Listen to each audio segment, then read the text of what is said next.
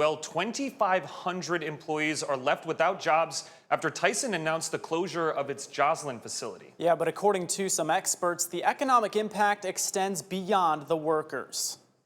The loss of 2,500 jobs is difficult to grasp as the impact hits the local and job housing markets. Augustana history professor Dr. Lendl Calder says the impact of the closure extends into the community. Grocery stores are going to feel the impact because people don't have as much money to spend on groceries, and multiply that for every conceivable business you can imagine. Transportation and parts suppliers for Tyson will also see an impact. Dr. Steve Gray with Western Illinois University called this a multiplier effect.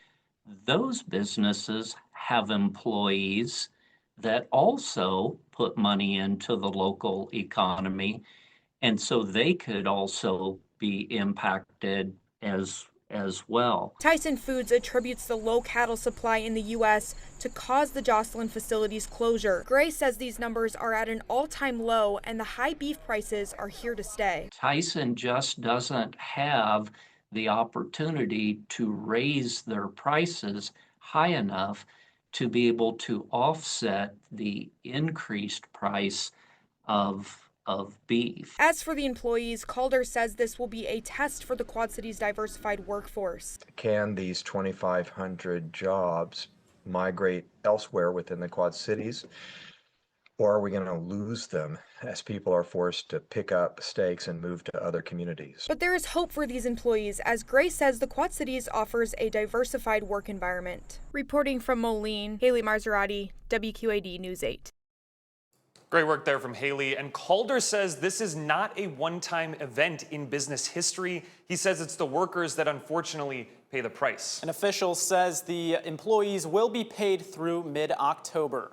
Now, most of the plant's employees live outside Joslin, which has a population of less than 100. Yeah, local governments and organizations are stepping up to make sure impacted workers around the Quad Cities area know help is available. The city of Moline points to its emergency rental and utility assistance for renters facing financial hardship. That's along with Project Now for housing and utility assistance, Moline's Salvation Army, and the Riverbend Food Bank. The city of Silvis points to Christ United Methodist Food Pantry. That's available to Silvis, Carbon Cliff, and Hampton residents. The pantry also has an East Moline location. For Kelowna residents, resources include Kelowna Township Hardship Assistance, which provides emergency relief, and Kelowna Township Food Pantry.